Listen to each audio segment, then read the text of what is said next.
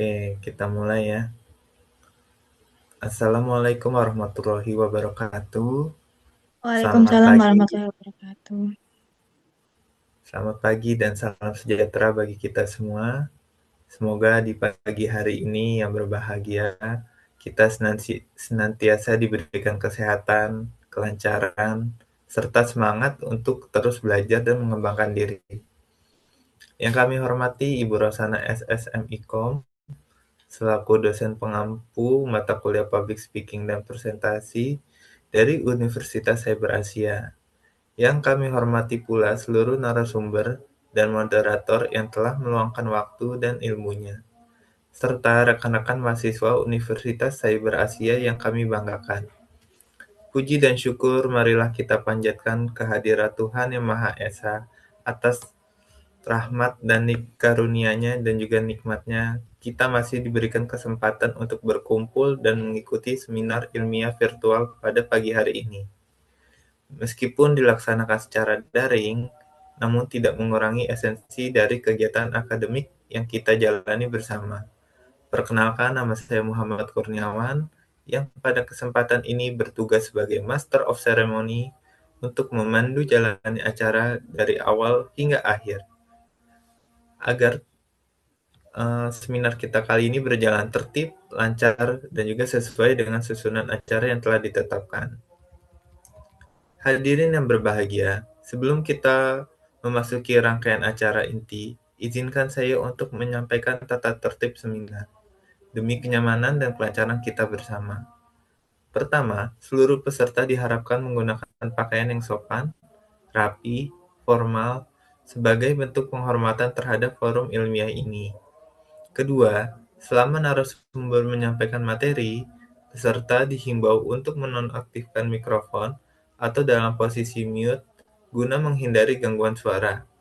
Ketiga, sesi tanya jawab akan dibuka setelah pemaparan materi selesai, yang dapat disampaikan melalui fitur raise hand atau menulisnya di kolom chat. Keempat, seluruh peserta diharapkan mengikuti kegiatan hingga akhir acara, karena akan dilaksanakan sesi dokumentasi. Demikian tata tertib yang dapat saya sampaikan. Besar harapan kami seluruh peserta dapat mematuhi demi kelancaran acara. Selanjutnya, untuk memandu jalannya sesi utama serta diskusi ilmiah hari ini, saya persilakan kepada rekan saya, Saudari Vina Anis Fadila, selaku moderator. Kepada Saudari Vina Anis Fadila, waktu dan tempat kami persilakan.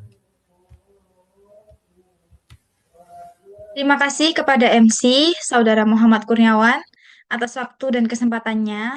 Selamat pagi dan salam sejahtera untuk kita semua. Perkenalkan, saya Vina Enswadila yang pada kesempatan kali ini akan bertugas sebagai moderator dalam seminar ilmiah kita hari ini.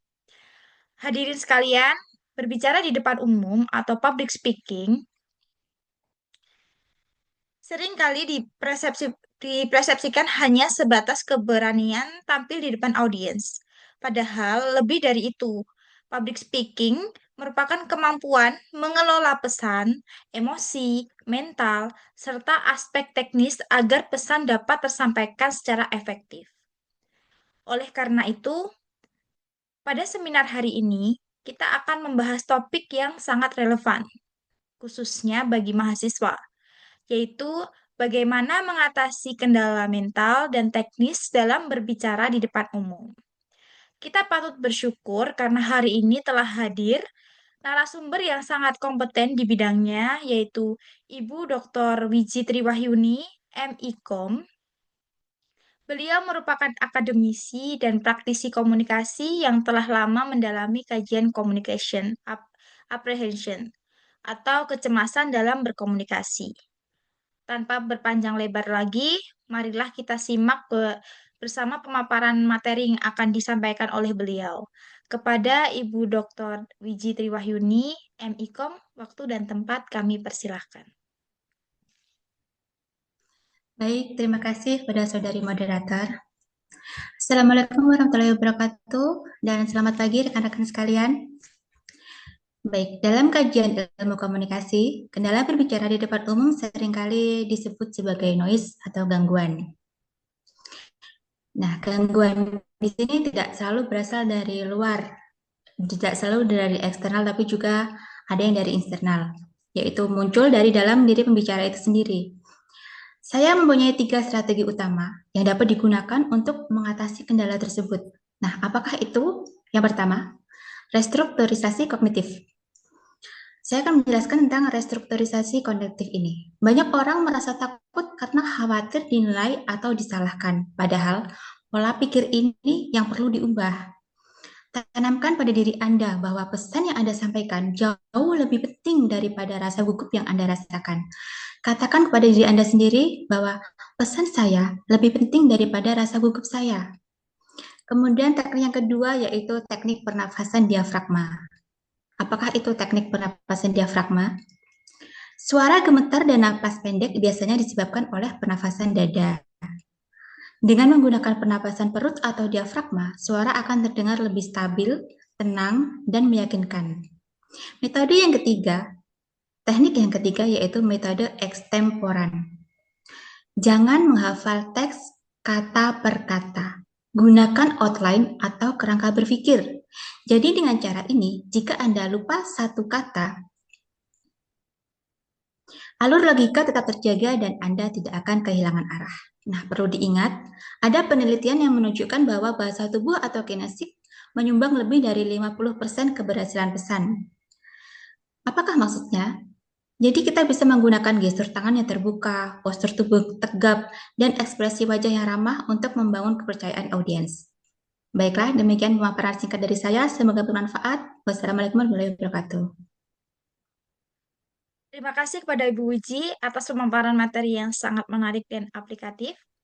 Selanjutnya, kita akan memasuki sesi tanya jawab. Pertanyaan pertama datang dari audiens melalui kolom chat. Bagaimana cara menghilangkan filler word seperti atau saat berbicara? Baik, saya langsung jawab ya. Pertanyaan yang sangat menarik. Solusi utama untuk menghilangkan filler word itu dengan cara the power of pause. Jadi jangan takut untuk berhenti sejenak saat berpikir. Daripada mengatakan atau itu diam sesaat itu jauh lebih baik. Diam sesaat jauh lebih baik daripada mengisi kekosongan dengan suara yang tidak bermakna. Karena justru jeda itu membuat Anda terlihat lebih tenang dan berwibawa daripada mengatakan begitu. Terima kasih, Ibu. Lanjut untuk pertanyaan kedua. Bagaimana jika kita merasa sangat terintimidasi saat menatap mata audiens? Baik, saya akan jawab pertanyaan ini. Jika kita merasa terintimidasi saat menatap mata secara langsung itu terasa berat, kita bisa menggunakan teknik tatapan segitiga. Jadi, arahkan pandangan ke area dahi atau ke pangkal hidung. Jadi, dari kejauhan, audiens akan merasa Anda menatap mata mereka, padahal Anda sedang menatap area yang lebih netral. Jadi, mengurangi rasa intimidasi Anda. Baik, terima kasih atas penjelasannya. Lalu kita masuk ke pertanyaan yang terakhir. Bagaimana jika di tengah presentasi terjadi kendala teknis seperti ada slide macet? Itu Baik, bagaimana seorang untuk mengatasinya, Ibu? Baik-baik, saya akan menjawabnya. Seorang public speaker memang tidak harus bergantung pada teknologi ya. Jadi jika ada masalah seperti slide yang macet ya, Anda tetap bisa menggunakan teknik storytelling, misalkan penjelasan verbal. Jadi koneksi dengan audiens tetap terjaga meskipun ada kendala seperti itu. Terima kasih. Oke, baik. Jadi kesimpulan yang kita dapatkan bahwa keberhasilan public speaking itu tidak hanya bergantung pada keberanian, tapi juga pada persiapan mental, teknik, pernapasan, dan penguasaan materi. Terima kasih pada Ibu Dr.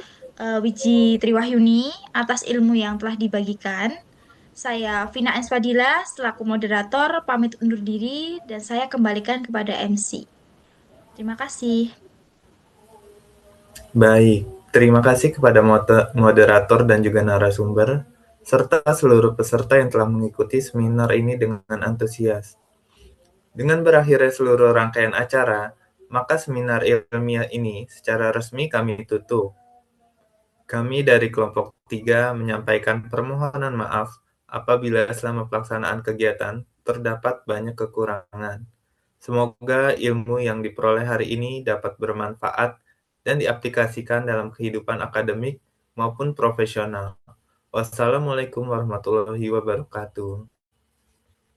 Waalaikumsalam warahmatullahi wabarakatuh.